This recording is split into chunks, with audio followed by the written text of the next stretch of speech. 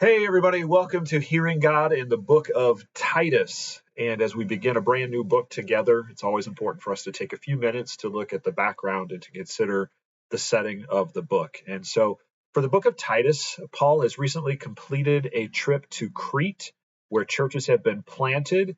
And now there's the need to bring organization and leadership to those churches. And so, Paul has left Titus in Crete to do just that. And so one of the things I love about Paul is in his big vision of church growth, he's just a great delegator. He trains people up, he leaves them behind. But then as he does so, there's the need for these letters because those he has left behind to do this legwork, inevitably they encounter challenges. And what a blessing it is for them to be able to hear directly from Paul on what to do.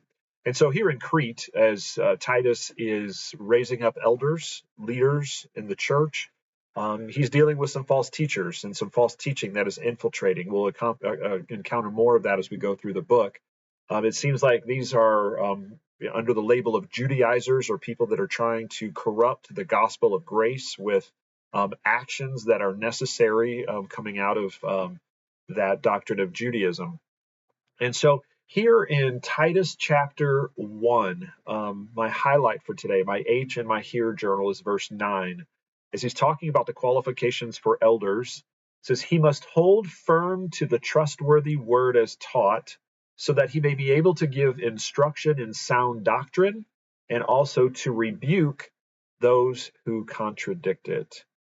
And for my explanation, it's very simple. Again, Paul is telling Titus, hey, you need elders, you need leaders, shepherds, overseers, pastors in these churches who are fully committed to the truth of God's word. They have to be steeped in the truth of God's word. And then armed with that word, they will teach others and they will also rebuke the false teachers.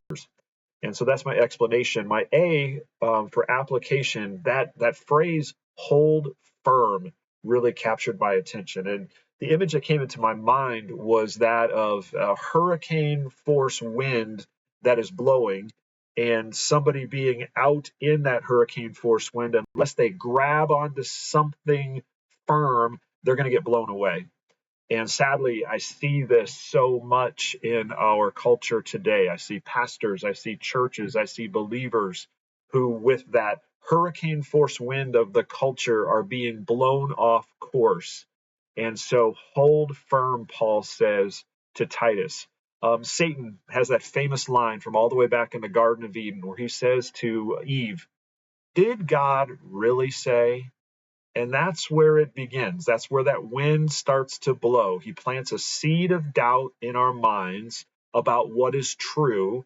Is God's word really true? Do we really have to believe what it says, or are we able to explain it away somehow as, well, that was then, this is now, it's not really relevant. What God really meant was, and again, it's very tragic when we see people get blown away because they are not holding firm to the solid rock of God's word. And I don't know about you, but in this day and age where there is just so much that's uncertain, unsettled, and relativism, there's no such thing as absolute truth.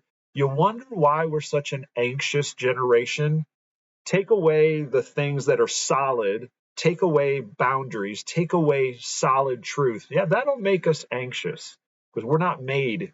God did not make us to be those who are the creators of truth. We're to be those who receive the truth and to live according to it. And that's really a big theme in the book of Titus, is living out practically what the truth is. And so in my R response in my Here journal, said, Father, please help me and your church to hold firm to the word as the hurricane winds blow, as they try to dislodge us from absolute truth. May we immerse ourselves like a sponge in your word so that it oozes out of our pores, that we might teach others and also rebuke error.